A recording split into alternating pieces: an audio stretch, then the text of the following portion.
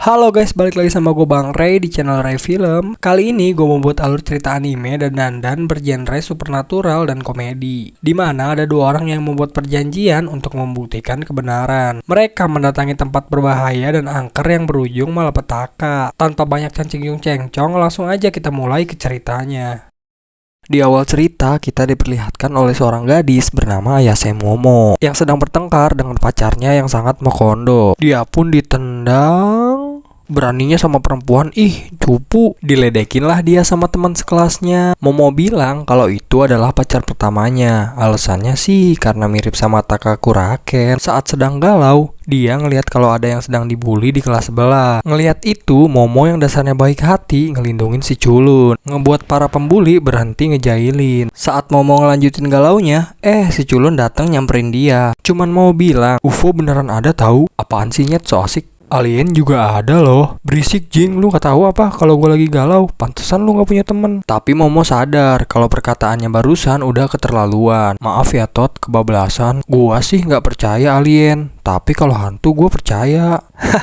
Kalau hantu sih gak mungkin ada blok. Jelas Momo marah karena udah diikutin apa maunya, malah ngelunjak si culun. Momo juga bilang kalau neneknya adalah seorang medium roh. Kita sebut dukun aja lah ya. Tapi si culun juga gak percaya kalau hantu itu beneran ada. Kemudian mereka membuat sebuah taruhan, dimana kalau hantu itu beneran ada, si culun bakal jadi babunya si Momo. Dan kalau alien itu beneran nyata, si Momo yang jadi babunya si culun. Malamnya mereka pergi ke sebuah tempat yang berbeda. Momo ke rumah sakit terbengkalai, sedangkan si culun ke sebuah terowongan yang terkenal sangat angker. Momo sangat ketakutan. Tanpa disadari ada sebuah sosok hitam misterius yang mengikutinya. Sementara itu si culun sempat ragu untuk masuk ke terowongannya karena rumor yang beredar bukan main-main. Tapi sebagai pria sejati, kata mundur tidak ada dalam kamusnya. Tiba-tiba suasana menjadi canggung karena Momo cerita kalau dia selama ini dirawat oleh sang nenek dan gak punya orang tua. Untuk mencairkan suasana, Momo menceritakan masa kecilnya yang disuruh oleh sang nenek untuk terus melakukan sebuah mantra yang berakhir menjadi sebuah pembulian. Meski sangat marah dengan sang nenek, jika berani mengatai keluarganya, dia gak akan pernah memaafkannya. Karena sang neneklah yang sudah membesarkannya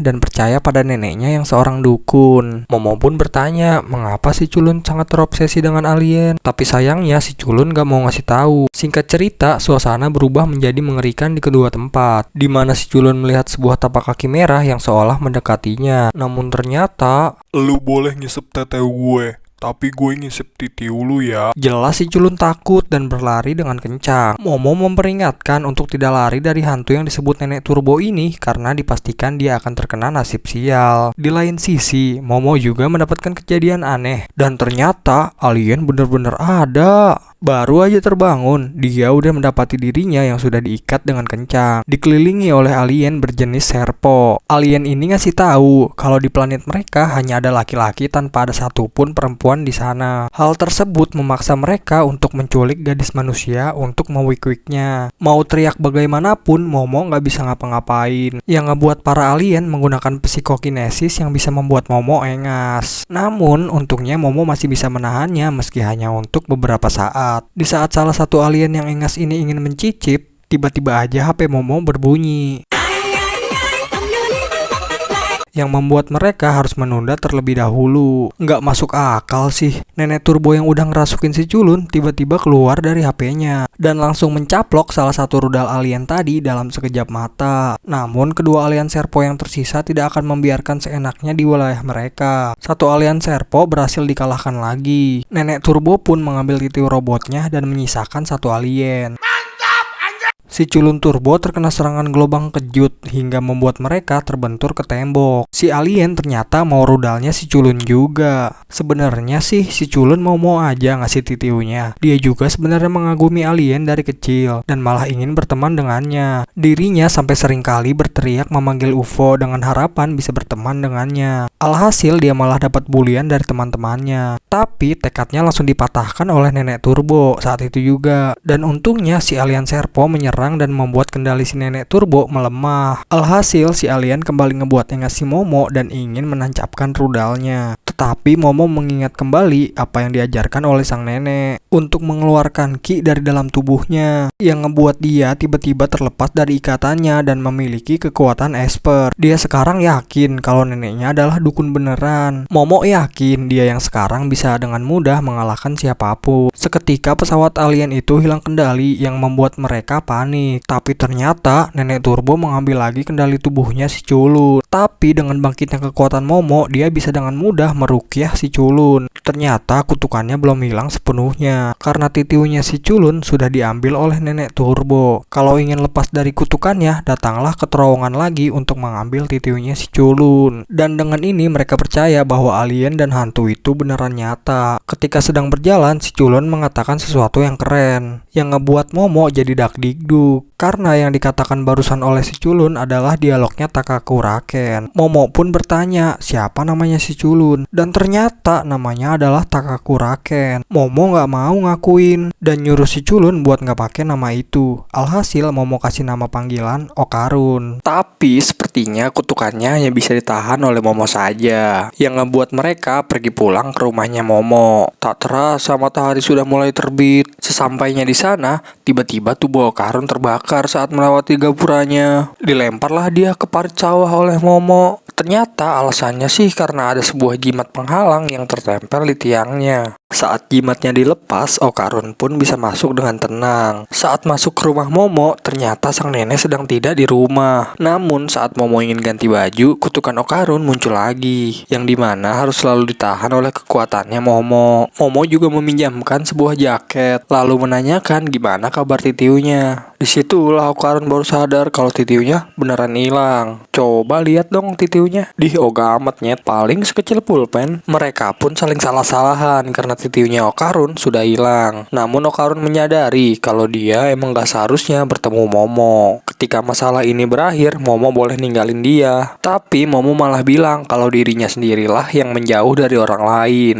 Tiba-tiba bel rumahnya Momo berbunyi. Dia berkata kalau bel rumahnya ada dua dan suara bel yang ini belum pernah didengarnya. Kata sang nenek, yang satunya untuk bel manusia dan satunya lagi untuk roh jahat. Ternyata alasannya karena jimat pelindung yang di depan tadi dilepas oleh Momo. Alhasil mereka berencana untuk meletakkan jimat tadi ke tempatnya. Namun pas mereka keluar, tidak terjadi apa-apa, bahkan roh jahat pun tidak ada. Tapi tiba-tiba mereka terjebak dalam sebuah dimensi tanpa satupun jalan keluar sama sekali. Bisa aja sih jimatnya langsung ditempel, tapi Okarun bisa ikut terbakar sampai hangus. Mereka pun tiba-tiba mimisan yang ternyata ada gas beracun. Dan ya, si roh jahat pun muncul yang langsung memberikan bogeman pertama yang berhasil dihindari. Mereka pun saling tatap-tatapan yang akhirnya lari bareng dari sana. Berikan titiumu anak muda. Mereka berdua mengiranya itu adalah teman alien kemarin yang datang mencari mereka kembali. Momo gak bisa melawan karena dia harus tetap jagain Okarun biar gak lepas dari kendali. Okarun memutuskan untuk melawan si roh jahat tadi. Dia meminta untuk melepaskan kutukannya di badan, sedangkan kutukan di kepalanya tetap ditahan. Jika bisa dikontrol, kekuatan nenek Turbo mungkin bisa menyelamatkan mereka. Tapi Momo juga gak tahu gimana caranya. Alhasil dia akan mencobanya sebisa mungkin. Si roh jahat pun sudah hampir mendekati mereka yang bakal bahaya kalau sampai kekuatan nenek Turbo gagal dikontrol. Dan ya, inilah sosok MC kita, si Culun yang menggunakan kekuatan nenek Turbo. Tetapi dalam mode ini, Okarun sangat pesimis dan kepribadiannya kacau balau. Tapi dia masih punya kesadaran penuh. Saat si roh jahat mendekat untuk menggeprek Okarun, badan Okarun refleks bergerak sendiri untuk memotong kelima jari si roh. Tapi tubuh Okarun tidak kuat mengimbangi kekuatan kutukannya dan berhasil diselamatkan oleh Momo. Momo sadar kalau si roh jahat itu adalah pemain sumo dan ingin membuat si sumo menjatuhkan tangannya ke tanah agar mereka bisa menang. Okarun hanya bisa bertahan sekali lagi perubahan yang ngebuat mereka harus menang dalam kesempatan ini. Okarun incar kakinya dan Momo akan menggunakan kekuatan espernya. Ketika menyentuh tanah, tangan si sumo seketika menghilang. Dikira akan menang,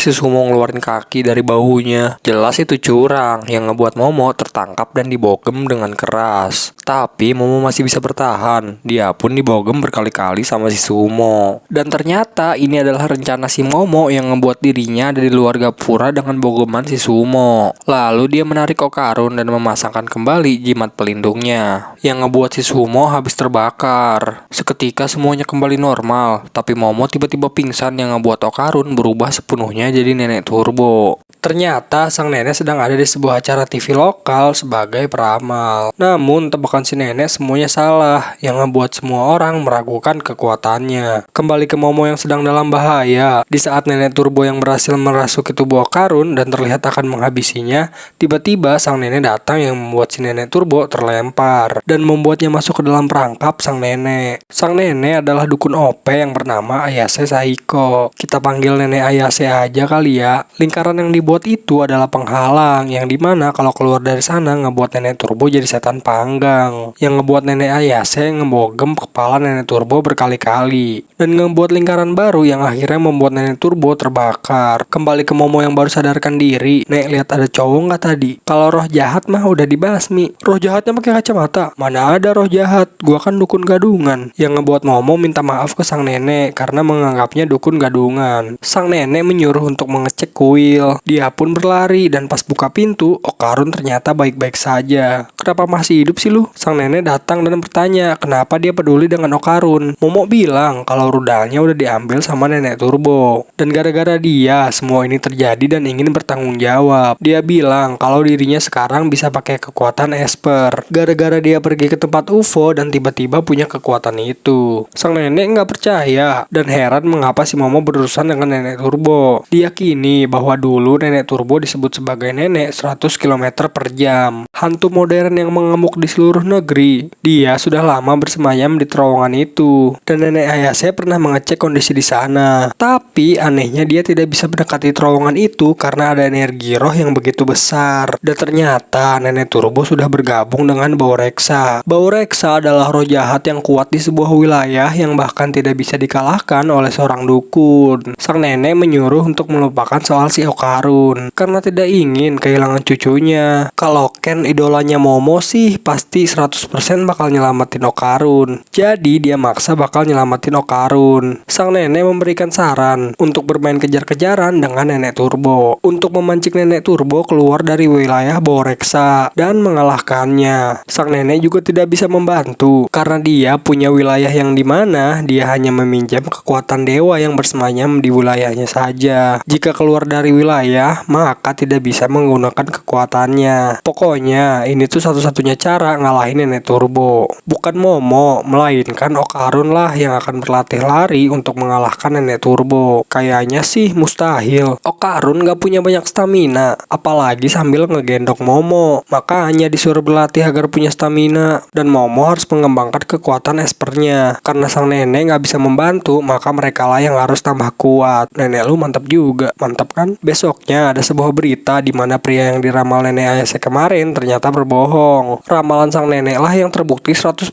benar. Dan juga Okarun yang sudah tidak tahan ingin pergi ke toilet untuk BAB. Tapi masalahnya Okarun bisa berubah jika kutukannya tidak ditahan. Dan Momo gak mau kalau harus ikut dengannya ke toilet. Sang nenek bertanya bagaimana cara Momo menahan kutukannya. Momo ternyata menahan semacam aura dan diremas agar auranya mengecil. Lalu kutukannya tertahan. Semua orang punya aura, tapi warnanya berbeda-beda. Pohon dan kerikil juga punya aura. Momo bisa memegang dan menggerakkan aura itu sesuka hati walau jangkauannya sedikit. Padahal saat baru bangkit, kekuatan Espernya jauh lebih hebat lagi. Semua yang dibayangkannya jadi kenyataan, seperti tak terkalahkan. Tapi sayangnya langsung melemah. Sang nenek menyuruh untuk menutup matanya dan jangan terpaku pada penglihatannya saja. Gunakan indera lain, seperti indera perabanya. Ketika mencobanya dan meremas aura itu, Okarun malah berubah. Boy, dia bakal berak brutal. Kan nenek yang nyuruh. Gue gak mau diliatin lagi gue gak tahan lagi anjing lah. Kejar-kejaran pun dimulai dan nenek Ayase juga ikut loh. Yang akhirnya dia BAB sambil diliatin Momo. Kekuatan Momo seperti disegel dan harus melakukan latihan untuk membuatnya jauh lebih baik. Tiba-tiba nenek turbo muncul yang kemungkinan dia menghentikan waktu di sekitar. Kutukannya bisa menular dengan Okarun sebagai perantara. Dia mengatakan harus ke terowongan malam ini juga jika tidak ingin ada yang mati. Dan seketika semua kembali normal. Nenek Ayase dan Okarun mimisan yang ngebuat sang nenek minta untuk menjelaskan apa yang sedang terjadi. Malamnya mereka memutuskan untuk pergi. Nenek Ayase tidak ingin kalau cucunya kenapa-napa. Mereka pun pergi dengan sepeda. Kenapa naik kereta Sinjing? Kejauhan kalau naik sepeda blok. Sesampainya di sana, woi duluan atuh. Nggak, di sini cewek harus duluan. Maca iya cing lah, mending barengan aja. Mereka pun masuk barengan ke terowongannya. Tiba-tiba muncul penampakan, dan ternyata di kedua sisi muncul hal yang sama. Momo mencoba melawan, tapi sayang gak ngefek apa-apa. Mereka mencoba untuk melakukan perubahan ke Okarun agar bisa melawan, tapi ternyata perubahannya langsung hilang. Momo gak ngeliat kutukan yang ada di Okarun, dan ternyata titiknya Okarun udah dibalikin sama Nenek Turbo. Dia terkejut, tak menyangka kutukannya dimanfaatkan agar bisa berubah. Ketika Nenek Turbo ingin memakan mereka hidup-hidup, Momo menantang untuk adu lari, yang ngebuat Nenek Turbo menerima tantangan itu. Mana mungkin Nenek Turbo kalah dalam adu kecepatan lari, dan peraturannya tidak ada garis finish dan mereka akan kejar-kejaran. Saat dimulai, Nenek Turbo berhitung sampai 10 menit. Kalau tidak, Momo akan sebarkan kalau legenda Nenek Turbo itu cuma khayalan. Momo dan Okarun mulai berlari, dan Nenek Turbo mulai berhitung. Tapi Nenek Turbo berhitung dengan cara curang, yang ngebuat Momo tertangkap oleh Nenek Turbo. Okarun bilang kalau itu curang, namun Nenek Turbo berkata kalau cara menghitungnya tidak diatur. Ketika Nenek Turbo ingin menangkapnya, Okarun menerjang dan menggigit tetenya Nenek Turbo. Nenek Turbo pun menjerit kesakitan. Okarun tidak akan melepaskan sampai dia melepaskan Momo. Nenek Turbo menyadari kalau pakaian Okarun membuatnya tidak bisa melemparnya, yang ngebuat Nenek Turbo merasuki Okarun sepenuhnya. Tiba-tiba Nenek Turbo merasa teremas, dan ternyata itu ulah Momo yang sekarang bisa merasakan aura Nenek Turbo di tubuh Okarun, yang ngebuat Okarun kembali ke sedia kala. Sekarang Nenek Turbo udah nggak bisa apa-apa. Muncullah Baureksa yang menguasai wilayah itu. Mereka pun lari dari sana. Ternyata si Baureksa berbentuk kepiting raksasa. Momo ingin Okarun melakukan perubahan agar bisa lari dari si Baureksa. Namun ternyata susah karena Nenek Turbo yang asli ada di tubuh Okarun. Alhasil Okarun bisa melakukan perubahan dengan Momo yang mencekik Nenek Turbo. Namun tampaknya Momo terlalu berat, yang ngebuat Okarun nggak bisa belok. Alhasil mereka lompat dari tebing tinggi, dan Okarun memakai jurus seriusnya yang seperti helikopter.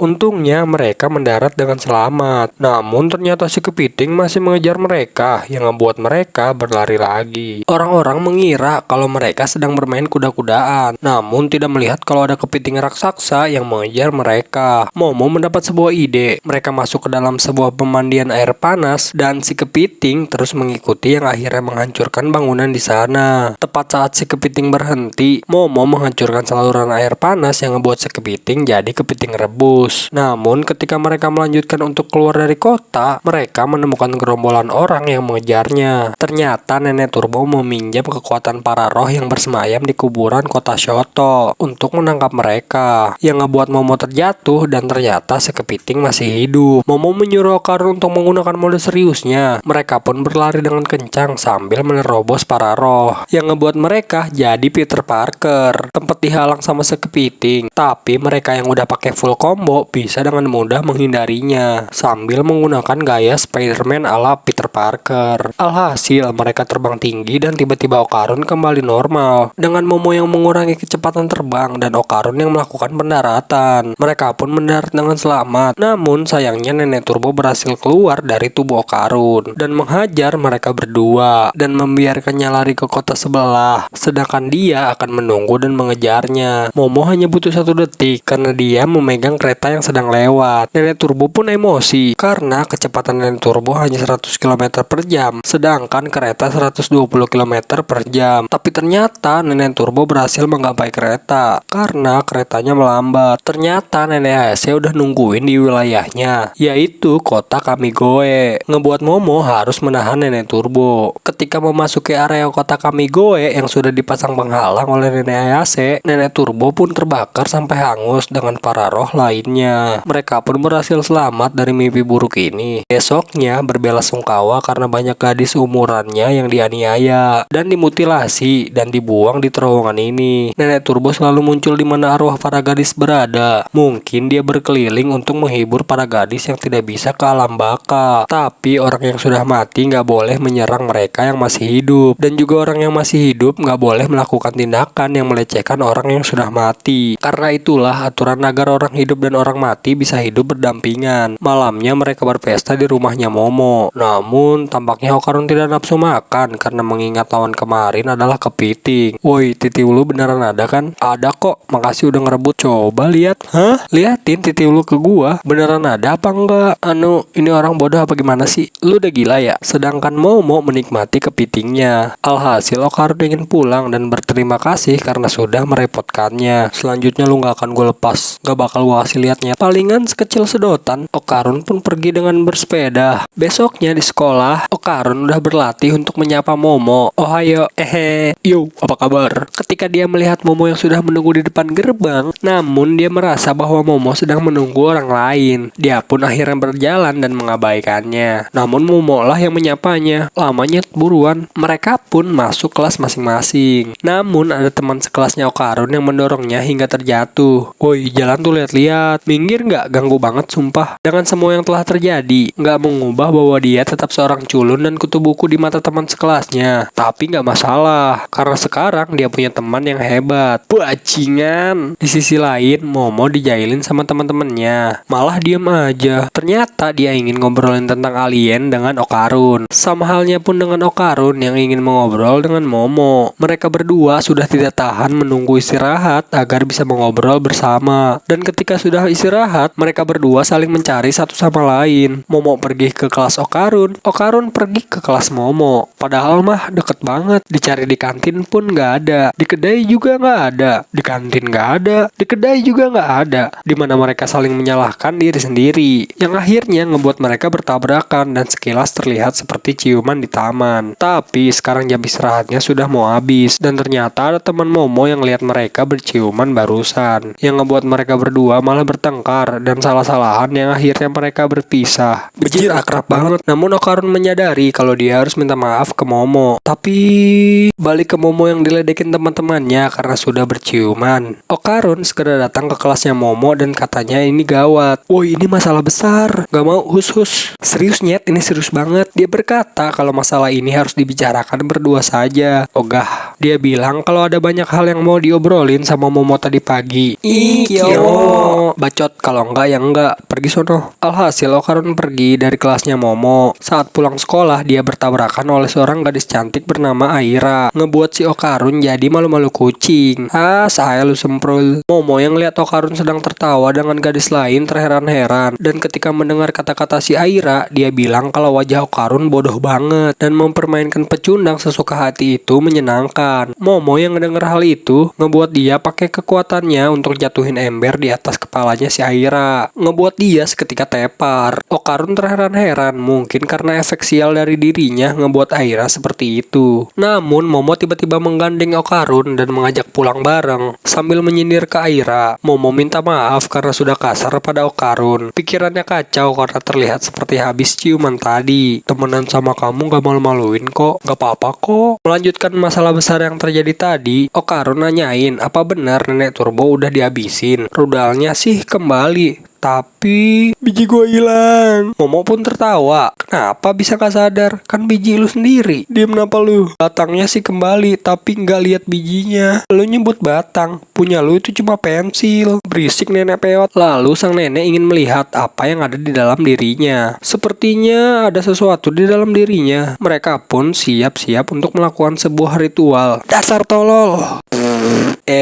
Apa-apaan nih? Jangan banyak bacot. Dia pun memukul lagi dan menanyakan Momo apakah dia melihat sesuatu. Momo melihat sesuatu ketika Okarun dipukul barusan. Auranya berubah sesaat. Sang nenek menyuruh untuk mencabut auranya ketika berubah. Nenek bilang kalau itu benda asing dan harus ditarik keluar. Mereka pun memulainya dengan sang nenek yang memukul, lalu Okarun yang menarik auranya. Namun auranya menghilang dan masuk ke dalam sebuah boneka. Dia pun berlari dan menyuruh untuk mengejarnya. Mereka Mereka pun mencari ke segala sudut, tapi Momo yang sekarang bisa merasakan aura di sekitar yang ngebuat si boneka ketangkep. Lepasin nyet. Ternyata itu adalah Nenek Turbo. Lu pikir gue bakal gampang dikalahin? Saat tubuh Nenek Turbo terbakar, dia berubah ke wujud roh dan terbang lalu masuk ke dalam tubuh si Okarun. Dan karena hampir mati, keberadaannya hampir tidak bisa dirasakan dan akan membunuh mereka semua ketika kekuatannya pulih kembali. Tapi yang pegang kendali sekarang adalah mereka bertiga. Balikin biji gua. Kalau gua mati, biji lu gak bakal balik selamanya. Sekarang gua yang pegang kendali. Tiba-tiba Okarun bisa masuk ke dalam wujud perubahannya sendiri. Padahal Nenek Turbo keluar dari tubuhnya. Ternyata kipas yang digunakan itu hanya untuk mengusir roh jahat. Jadi hanya kesadarannya Nenek Turbo saja yang keluar dan masuk ke dalam boneka. Sedangkan kekuatan rohnya masih ada di dalam tubuh Okarun. Dia pun dipukuli oleh Nenek Ayase. Okarun bisa berubah karena dia tadi sangat marah dan tiba-tiba berubah gitu aja. Momo ngajak untuk berteman dengan Nenek Turbo. Jadi dia harus ngembaliin bijinya Okarun dan mereka akan ngembaliin kekuatannya kembali. Nenek Turbo pun mengiyakan ajakan barusan. Dia berkata kalau dia sudah menyatukan bijinya di suatu tempat. Bijinya terselubungi oleh membran energi rohnya. Biji itu berukuran 5 cm dan bercahaya keemasan. Bakal kelihatan kalau dicari. Namun mereka tidak menemukannya. Mungkin aja udah diambil orang lain. Karena bijinya memiliki energi roh, mungkin aja hantu dan siluman akan tertarik dengan hal seperti itu. Mereka percaya akan kembali hidup lagi kalau ngumpulin benda dengan energi roh kehidupan yang kuat. Makanya roh jahat nyerang manusia untuk ngerebut energi kehidupan mereka. Itu sih bukan urusan gua. Kan lu yang bikin hilang. Dasar bocah tengil. Mereka pun pulang dulu untuk saat ini. Nenek Ayase juga akan menanyakan informasi soal biji pada temannya. Memperingatkan Okarun kalau di tubuhnya ada kekuatan roh. Dan jangan berulah sampai mereka tahu sesuatu. Keesokan harinya, saat Okarun masuk kelas, temannya bertanya apakah dia sudah pernah bermain dengan Momo. Maksudnya bermain yang itu ya. Okarun marah dan menanyakan siapa yang menyebarkan gosip itu. Tanpa sadar, dia menggunakan kekuatannya dan mengatakan kalau Momo bukan cewek yang kayak gitu. Anjay. Dan menyuruh untuk berhenti menyebarkan gosip seperti itu. Mereka pun terheran-heran. Dan ternyata Nenek Turbo ikut dengannya dan bersembunyi di dalam tasnya. Dia pun berlari untuk menanyakan mengapa dia di tasnya. Harusnya kan dikurung di rumahnya Momo. Tiba-tiba Momo datang dan Nenek Turbo sembunyi. Okarun menghindarinya karena merasa Momo itu imut. Dia diberitahu temannya kalau tadi pagi Okarun berantem dengan cowok yang mencoba mengatainya. Balik ke Aira, dia menyadari kalau dirinya adalah seorang gadis yang cantik. Bukan hanya imut, dia juga menyapa yang lainnya seperti rakyat jelata dengan senyumannya. Dialah gadis cantik dan baik hati. Ternyata dialah yang menyebarkan gosip tentang Momo karena sudah dijaili kemarin. Dia ngelihat Momo kayak iblis. Kemarin dia ngelihat kalau di punggungnya Momo tumbuh sayap iblis. Yang padahal mah itu kekuatannya Momo ya. Dia merasa kalau dirinya tuh orang yang terpilih karena dia begitu cantik luar biasa. Buktinya benda bola berwarna emas. Loh, yang artinya dia harus menyelamatkan dunia ini dari iblis. Karena dia kan gadis yang sangat cantik luar biasa. Dan ternyata saat itu dia menemukan bola emas yang terjatuh saat kejadian di kereta api. Aira ngerasa kalau dirinya adalah orang yang terpilih dan dia sedang merencanakan sesuatu untuk menyelamatkan dunia. Dia melihat sosok wanita yang mengenakan gaun. Namun temannya tidak melihat apa-apa. Tapi di depan para pria dia harus terlihat imut menggunakan kode nuklir. Sedangkan Momo dan Okarun sedang di atap dan katanya Nenek Turbo menemukan wanita aneh dan kemungkinan kalau bijinya si Okarun diambil oleh manusia yang dimana bisa bangkitin kekuatan roh mereka dan jadi bisa melihat roh. Jika bisa melihat roh artinya roh juga bisa melihatnya. Ada kemungkinan akan diserang.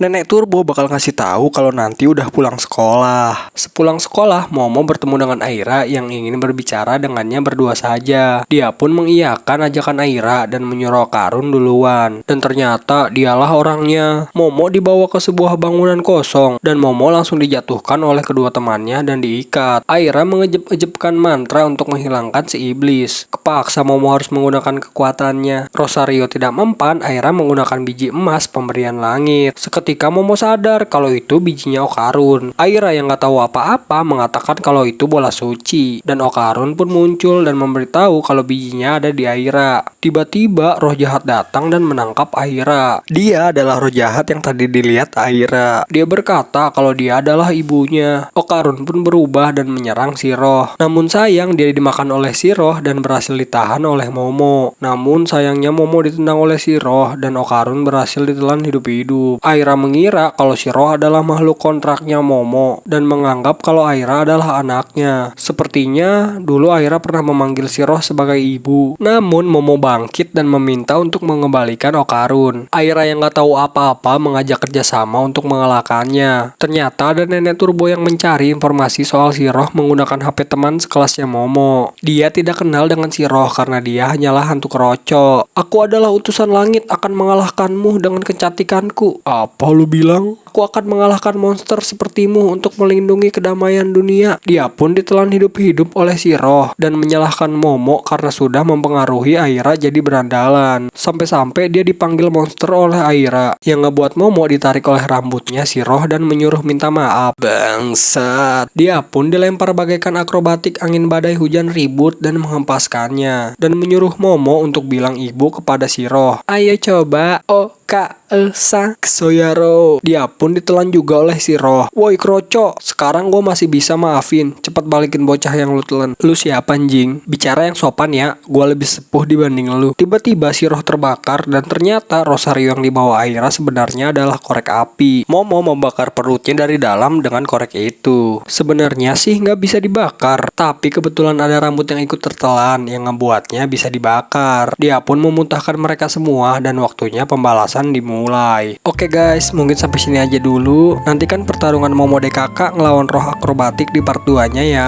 Makasih buat kalian yang udah nonton sampai akhir. Di sini gue bakal buat jadi 2 part dikarenakan HP gua yang udah mulai mengentang dan memori juga yang udah mulai penuh. Untuk part 2-nya mohon ditunggu. Gue bakal upload secepatnya, oke? Jangan lupa juga like dan subscribe kalau kalian suka dengan video ini. Mohon maaf juga kalau suara gua nggak konsisten ya karena gua juga lagi sakit. Oke, mungkin segitu aja dulu. See you next video guys.